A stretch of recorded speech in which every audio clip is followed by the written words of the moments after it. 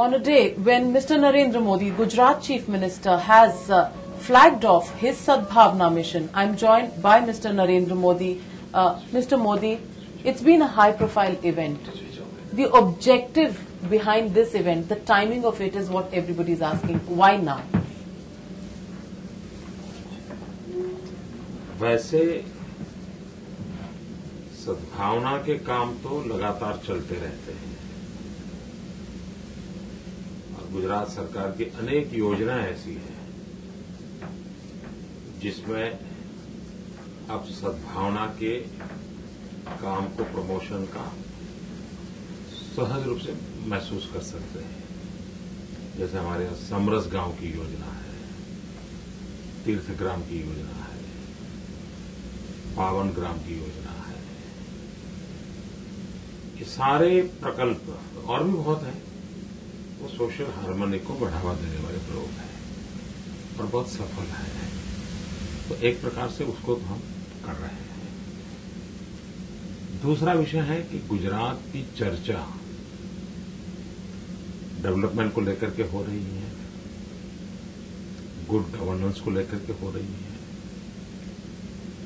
लेकिन हिंदुस्तान में एक प्रमुख समस्या है कि हम डेवलपमेंट को टुकड़ों में सोचते हैं, टुकड़ों में करते हैं, वोट बैंक की राजनीति के तहत करते हैं, अपीजमेंट से करते हैं।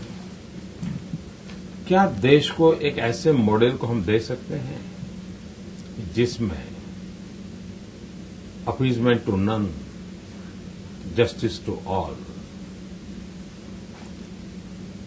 सबका साथ, सबका विकास, people's participation, development as a mass movement, क्या इन चीजों को लाया जा सकता है? क्या एक्सपीरियंस से मैं कहता हूं कि गुजरात ने किया है। अब समय की मांग है कि हमें देश के सामने ये भी लोगों को समझाना होगा कि हम सबको साथ लेकर के सबके विकास की दिशा में आगे बढ़ सकते हैं और Gujarat experience is a model. अगर ये करना है तो मुझे उसको एक विशिष्ट ढंग से दुनिया के सामने लाना पड़ेगा। दूसरी बात, अभी अभी सुप्रीम कोर्ट का जजमेंट आया है। लोगों को गुजरात को बदनाम करने के ढेर सारे मौके ढूंढते रहते थे। अब इसको स्टॉप लगा है, तो आवश्यक है कि लोगों को सही दिशा में ले जाना, और ये सही अवसर है। और इससे बाद आगे मैं इस विषय को गांव-गांव तक ले जाने वाला हूं। उसके तरीके क्या होंगे वो सरकार तय करेगी, क्योंकि सरकार का कार्यक्रम है और उसको आगे बढ़ाएंगे। मोदी जी, आपने कहा कि एक सुप्रीम कोर्ट का जो वर्डिक्ट आया, that is an important watershed as far as Narendra Modi is concern, because there was a perception of Narendra Modi, the political persona, which never allowed you to come out of the 2002 shadow. Is that something that weighs very heavily on your mind, and is the Sadbhavna mission also your message to people that that's the past?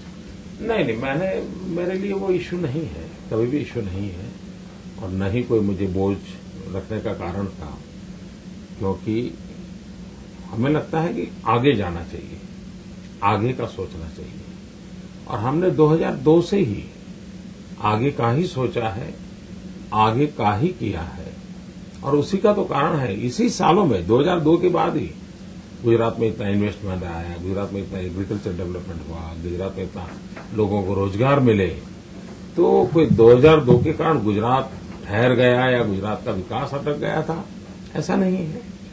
और दूसरी बात है, हमारे देश में कोई किसी चीज का अध्ययन नहीं करता है। कहीं पर भी किसी पुलिस थाने में इस मुख्यमंत्री के खिलाफ कोई एक भी एफआईआर है क्या? कुछ नहीं है। ये हाइप क्रिएट हुई, उसकी चर्चा चलती चली जा रही है, और इसलिए ऐसा कोई वाटरशेड जैसे इश्यू है ही नहीं। But Modi ji, a lot of people see the Sadbhavna mission, the fact that you're calling it Sadbhavna, communal harmony. अगर ये सब था ही पहले से ही गुजरात में, तो अब कहने की क्या जरूरत है?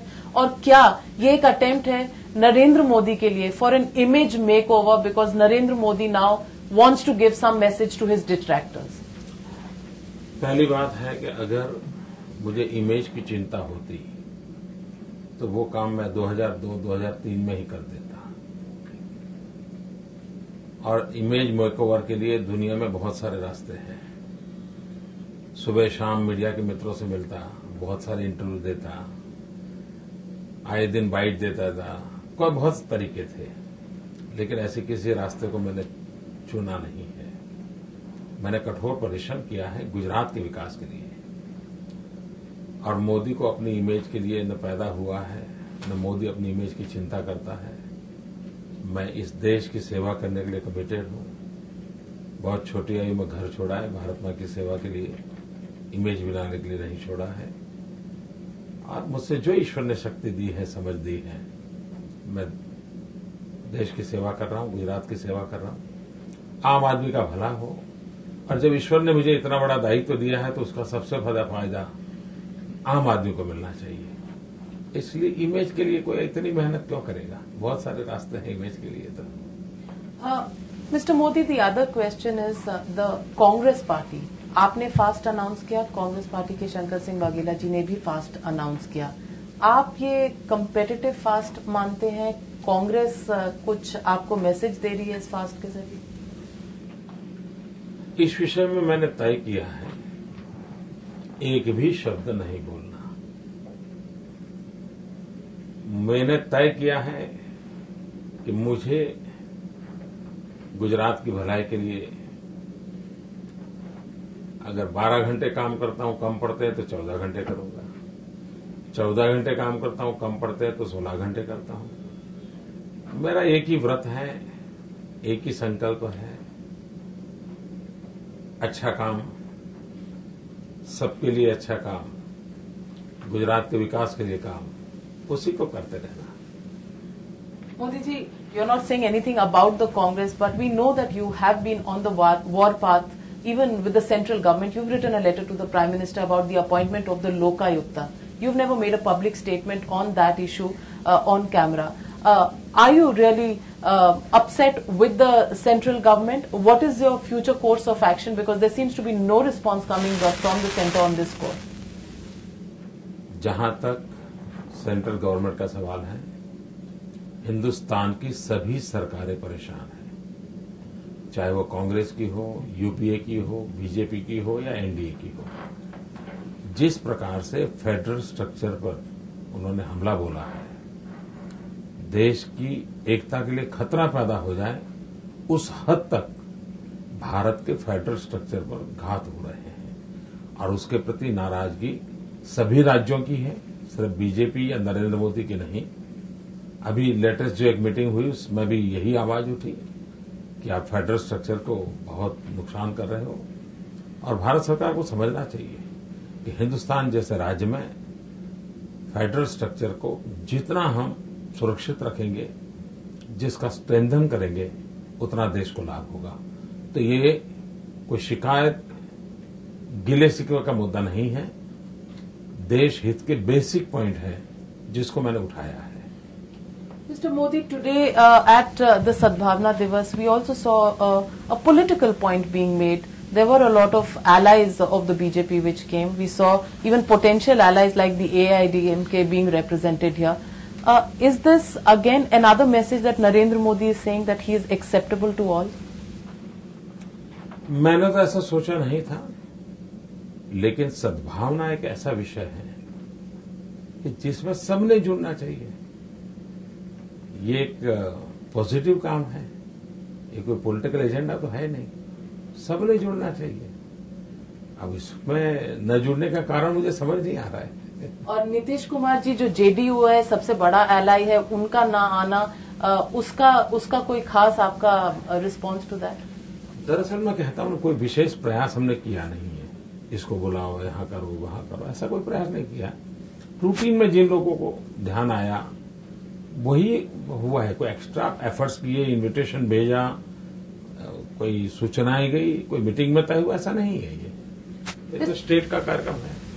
Mr. Modi, yesterday you released a letter which was addressed to people of this country, and in that letter, the words that you used are being interpreted in various kinds. One specific phrase that you used was that I'm grateful to those who have pointed out my genuine mistakes in the last 10 years.